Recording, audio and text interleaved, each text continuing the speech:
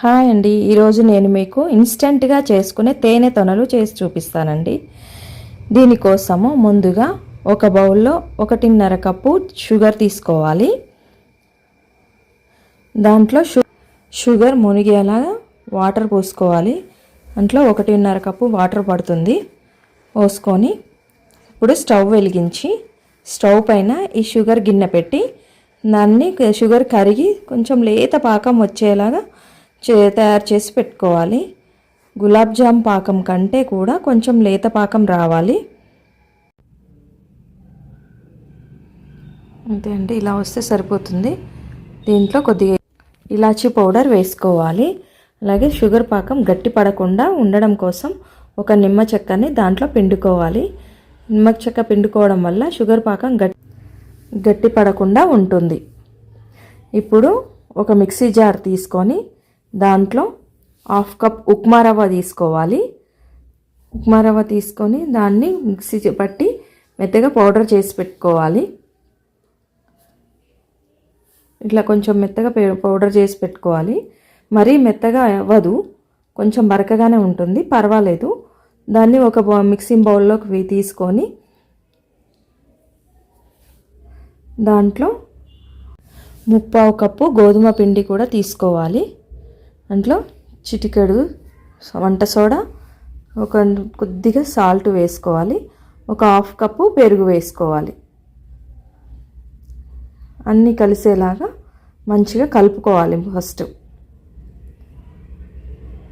మంచిగా అన్నీ కలిసేలాగా కలుపుకోవాలి.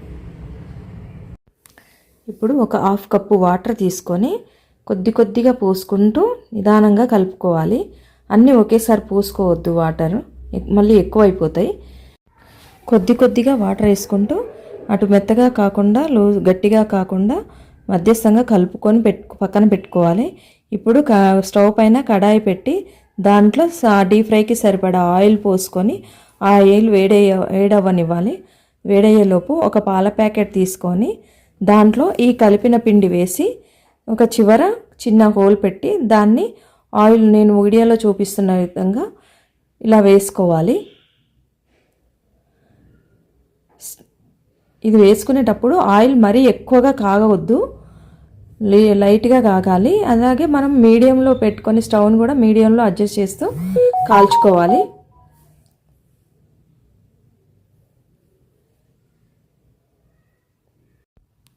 ఇలా వేసుకొని అవి పైకి వచ్చేంత వరకు మనం గరిటెతో తిప్పొద్దు, అలాగే వదిలేసేయాలి. అవన్నీ కూడా ఒకసారి పైకి వచ్చేస్తాయి. ఇలా వీడియోలో చూపిస్తున్నట్లుగా పైకి వచ్చేస్తాయి. ఇప్పుడు పైకి వచ్చిన తర్వాతనే మనము గరిటె పెట్టి తిప్పుకోవాలి.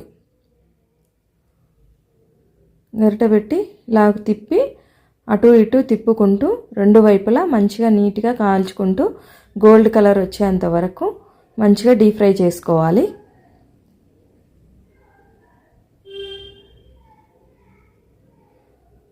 ఇలా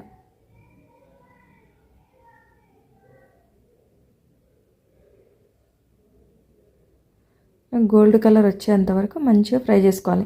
ఫ్రై అయ్యేంత వరకు కూడా మనం స్టవ్ని సిమ్లోనే పెట్టుకోవాలండి. మీడియంలోనే పెట్టుకొని కాల్చుకోవాలి. ఇప్పుడు ఈ వేయించినవి తీసి పాకంలో వేసుకోవాలి. పాకంలో నేను కొంచెం ఫుడ్ కలర్ వేసానండి, అది ఆప్షనల్, మీకు ఇష్టమైతే వేసుకోవచ్చు, లేదంటే స్కిప్ చేయొచ్చు. పాకంలో వేసి దాంట్లో కొంచెం ఒక 2 మినిట్స్ ఉంచేసి తీసి వేడివేడిగా సర్వ్ చేసుకోవడమేనండి.